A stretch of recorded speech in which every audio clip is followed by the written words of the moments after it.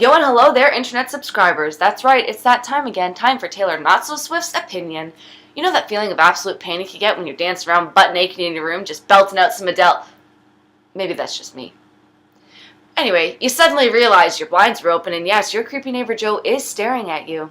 Well, what Pervy Joe is doing that makes you feel oh so very violated is breaching your privacy.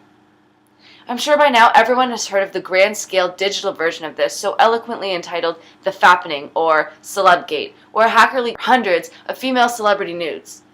Why is this a digital media issue, you may be asking yourself? Well, my confused friend, let me tell you. It is an issue because Celebgate demonstrates two things: that digital media allows for groups to commit hateful acts towards other particular groups, disproportionately of which are women and people of color.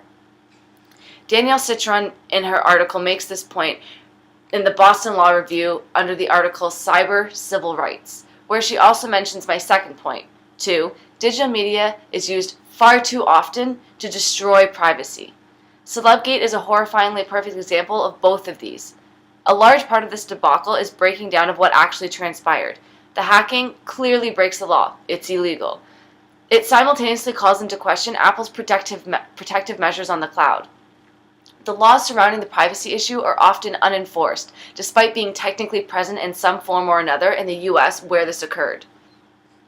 However, generally only civil suits are really brought against the defendants, meaning a payment as opposed to physical punishment, i.e. jail time. The judiciary system has failed to stay on par with technological innovation. The general consensus around news networks is, more often than not, the same. You know what? Don't take naked photos of yourself. Listen. One of the solutions to the problem is don't take pictures of yourself naked. Okay, we've said that. Well, saying just don't do it isn't good enough. Apply that to any other crime. Well, if you didn't want your house to be broken into, you really shouldn't have bought a house. The argument is invalidated by its own idiocy, and yet this victim-blaming sentiment is a pervasive train of thought in society.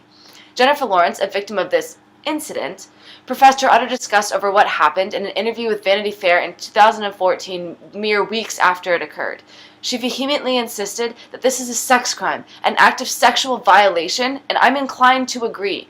In one pessimistic article entitled Celebgate and the End of Privacy, Melanie Wilcox surmises that in the times that we live, we must assume that nothing is private.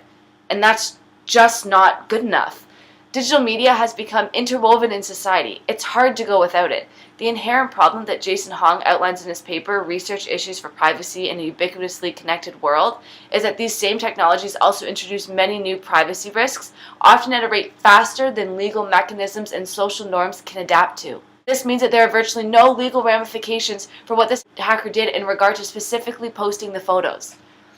The act itself is heinous, but the issue I find is, where was their protection?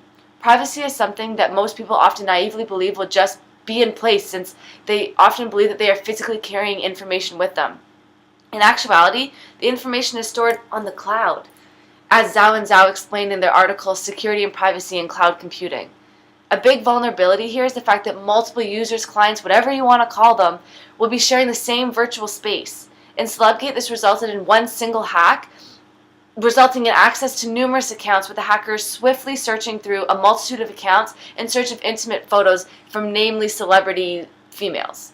At the beginning of this video, I compared this instance to being spied on in your bedroom. In actuality, this crime is far worse. This crime is the equivalent to being stared at in your room naked forever by thousands of people.